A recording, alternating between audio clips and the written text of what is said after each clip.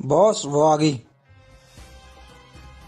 हे madam, मुझे आपसे प्यार हो गया है और शादी तो मैं तुमसे ही करूंगा, चाहे मुझे कुछ भी करना पड़े। मेरी फैमिली कभी नहीं मानेगी। क्यों? क्या कमी है मुझ में? हीरो है हमारा भाई, हीरो। क्या कर सकते हो मेरे लिए? अरे मैं तुम्हारे लिए कुछ भी कर सकता हूँ। एक महीना मस्जिद जाके नमाज पढ़ो, फिर मैं सोचूंगी तुमसे प्यार करती हूँ कि नहीं। सुनिए। मेरी नमाज का टाइम है, मैं अभी आपसे बाद में बात करता हूँ। अस्सलाम वालेकुम। वालेकुम अस्सलाम। माशाल्लाह आपने तो अपने आप को बहुत ही चेंज कर लिया है। और आपके दोस्त?